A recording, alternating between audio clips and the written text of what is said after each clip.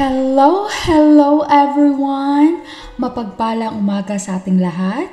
Bago ko po ibigay ang 8th episode, hayaan niyo po ako magbasa ng mga komento sa nakaraang episode ni Chuchay. Ayan, mag-umpisa po akong basahin ang komento ni Bajul Tagabuhol. Ang sabi niya, Like 33, nood live here po. Hi Chuchay, sana all.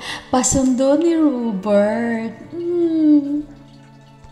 The next comments that I'm going to read is from I Know Chris. He said, always be yourself my friend and enjoy life. Ang susunod nating babasahin na komento ay galing kay Marilyn Paris Vlogs. Ang sabi niya, Hi host, replay dito. Ang galing naman ng episode na to. Ang susunod nating babasahin ay galing kay Daraginyang Bicolana. Ang sabi niya, ganda ng boses mo sis. Ang susunod nating babasahin na komento ay galing kay Kabsa TV. Ang sabi niya, story is really good. Keep it up host at LCD. Ang susunod nating babasahin na komento ay galing kay MB TV. Ang sabi niya, keep going lang sa paggawa ng mga talambuhay. Ang susunod nating babasahin na komento ay galing kay Risha TV. Ang sabi niya, sarap naman ang story ni Chuchay. Host, waiting for the 8th episode po. Ang susunod nating babasahin na komento ay galing kay Lynn Joyce Mahumut. Ang sabi niya, napakaganda ng story. May dalawang dudong si Chuchay. Ang susunod nating babasahin ay galing kay Kitty G Kitchen. Ang sabi niya, live watching Dan po, Mami Onyx. Heart, kawawa naman si Kaloy. Gawing bodyguard ni Chuchay. Waiting lang sa labas, hi. Sana mapansin ni Chuchay ang kahalagahan ni Kaloy. Heart, sana sa huli maging sila ni Kaloy, Mami Onyx, please. Thank you po again. Natapos po ulit tayo. Heart. Ang susunod nating babasahin na komento ay galing kay Onyxan Channel. Ang sabi niya, ang ganda ng story ni Chuchay. Heart. Ang susunod nating babasahin na komento ay galing kay Anggang Faye Vlogs. Ang sabi niya, life is full of challenges. How we handle it ay malaking mystery. God will always make a way. It might not be the same solution that we have in mind, but for sure, it's for the better. Cheers!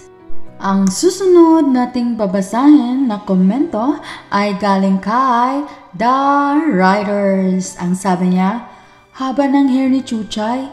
Pagupitan mo na, Chuchay. Mas boto ako kay Kaloy, Mami A. Kababata niya kasi. Heart, heart, heart. Ang susunod nating babasahin na komento ay galing kay Rose Apple. Ang sabi niya, another great story. Nice sharing. Hear from Hanelu. Ayan, maraming salamat po sa inyong previous comments sa liham ng nakaraan ni Chuchay. Kaya hindi ko na po patatagalin at ibigay ko na sa inyo ang 8th episode. Eto na!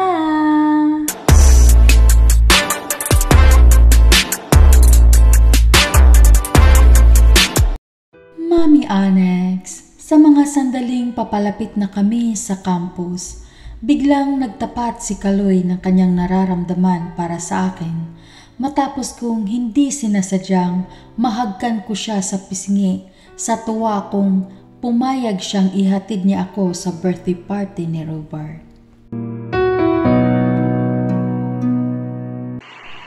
Chuchay, noon pa man na mga bata pa tayo, alam kong special ka lang sa akin.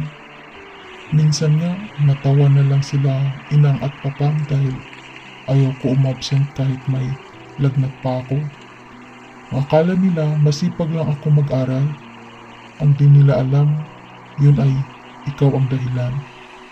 Hanggang sa ngayon, hindi pa naman nagbabago ang naramdaman ko para sa iyo. At hindi ako nagkaroon ng lakas ng loob noon.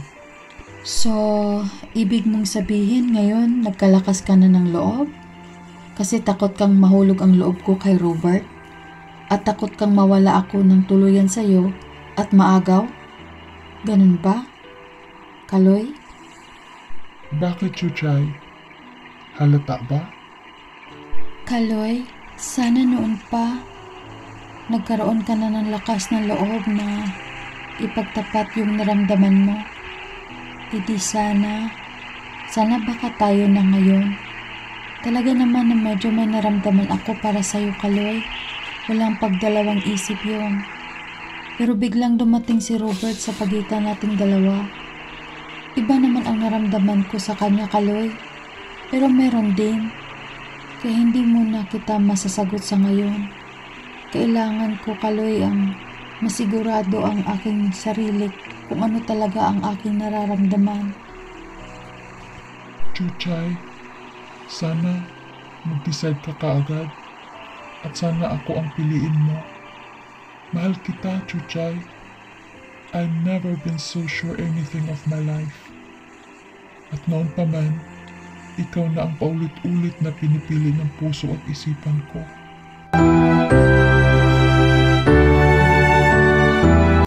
Mami Annex, dumating sa point na napaisip ako na ganito pala ang magmahal. Nakakalito. Both of them ay parehong may puwang sa puso ko.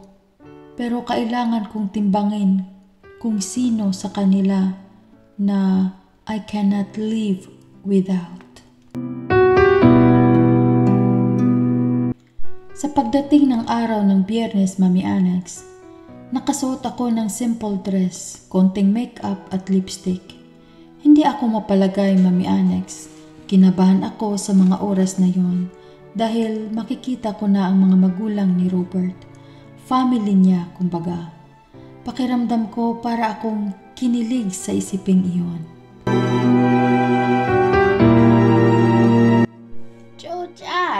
Chuchay, bumaba ka na, nandito na si Kaloy. Naghihintay sa iyo. Opo, Lola. Bababa na po. Kaloy, bagay ba sa akin ang suot ko? Ay bumaba ka kagad at nang makita ng maayos. Oh, Kaloy, isara mo yung bunganga mo. Nakanganga ka man ay. Lola, ang ganda ni Chuchay. Oo, Chuchay, ang ganda mo. Bye, Lola. Kayo na muna bahala kay Bunso. Oh, sige. Ako bahala. Mag-enjoy kayo sa birthday party, ha? Oho, Lola. Tara na, Kaloy. Bye, Lola. Okay, bye. Ingatan mo si Chuchay, ha, Kaloy. Opo, Lola. Huwag ho kayo mag-alala.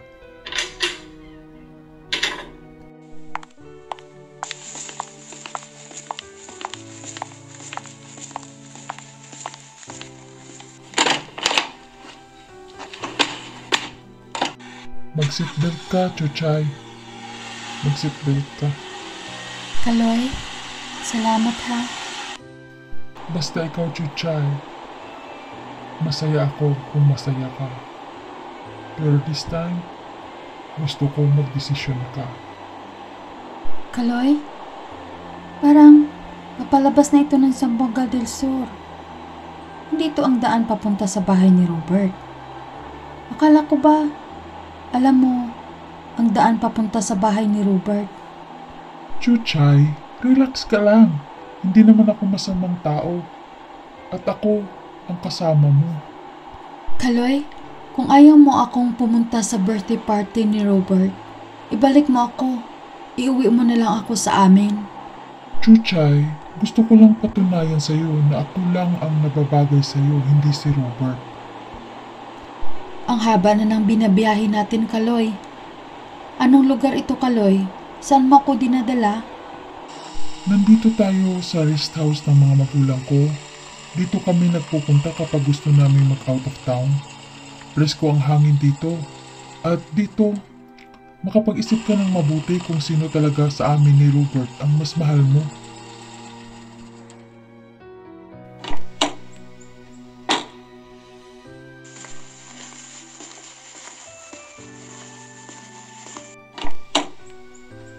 Bumaba ka na, Chuchay.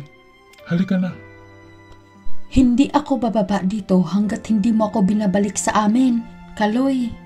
Oh, alam mo, malayo-layo na tayo sa bayan natin. At saka, maraming mga armadong tao na umaaligid dito sa bayan na ito. Dahil maraming mga NPA na gumagala. Yan lang naman ang nabalitaan ko. Sige, it's your choice, Chuchay. Bahala ka dyan.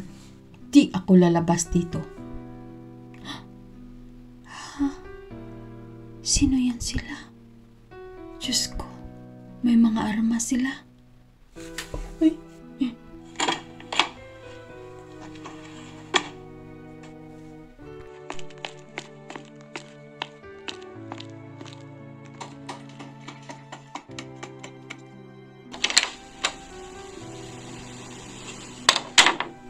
Oh, Chuchay, buti nakapag-desisyon kang umakyat na dito. Halika, kumain ka na muna. Alam kong nagugutom ka na. Ayokong kumain at huwag mo akong pilitin, Kaloy. Iuwi mo ako sa amin ngayon din. Panigurado ako nag-alala na si Lola sa akin. Chuchay, hindi mo ba naintindihan? Maganda naman ang layunin ko ah. Gusto ko lang makapag-isip ka. At kahit isang araw na di mo makikita si Robert at makapag-relax ka dito, malalaman mo na kung sino talaga ang gusto mo sa aming dalawa. Ano? Nasisira na ba ang ulo mo, Kaloy? Chuchay, ang gusto ko lang makita mo na marami tayong pagkaparihan ng gusto. Kahit noong mga bata pa tayo. At saka wala akong tiwala sa Robert na yun. Alam mo, Kaloy, nakalimutan mo yata na may sarili akong buhay at desisyon. Huwag mo akong pangunahan. Kaloy, dapat lumagay ka sa pwesto mo. At hayaan mo rin si Robert. At hayaan mo ako na ako ang magpasya. Ano pa ba itong ginagawa ko, Chuchay? Di ba binigyan kita ng pagkakataon para mag-isip? At magdesisyon ng tama? Magbakasyon ka muna dito. At pagbalik natin sa Zamboanga del Sur, respetuhin ko kung ano man ang desisyon mo. Kaloy, hindi ko kailangan ng bakasyon. Kailangan ako ng lola ko para alagaan ko rin ang kapatid ko. Alam mo, Kaloy, ngayon pa lang sasabihin ko na sa'yo, sa pagiging maginoo, wala ka sa kalingkingan ni Robert. Ah, ganun, ha? Ano ba, Kaloy? Wala pala ako sa kalingkingan, ha, Chuchay? Kaloy, stop. Stop, Kaloy. Sige, Kaloy. Ituloy mo. Kahit anong gawin ko, wala akong magagawa dahil mas malakas ka sa akin. Kasi ang kagustuhan mo pa rin ang masusunod. Pero ito ang tandaan mo, Kaloy. Kakamuhian kita habang ako'y nabubuhay. Sige! Sorry. Sorry, Chuchay.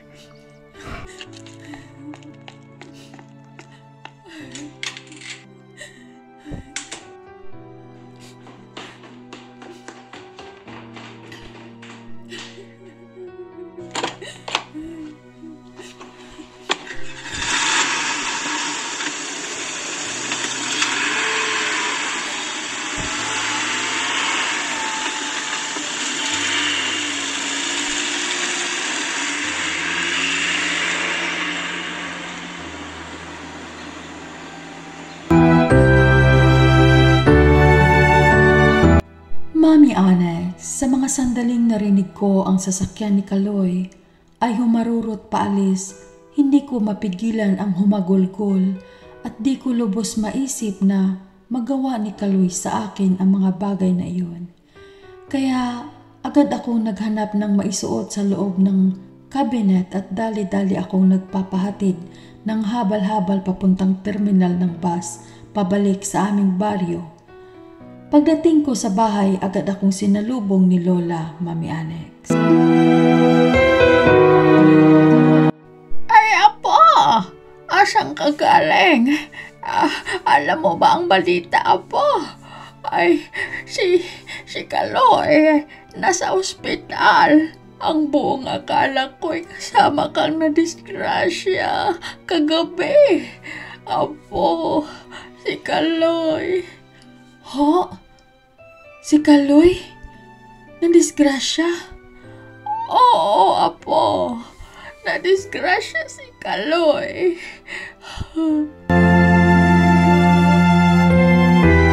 Tunghayan natin ang susunod na kabanata sa liham ng nakaraan ni Chuchay. Maraming salamat po. God bless!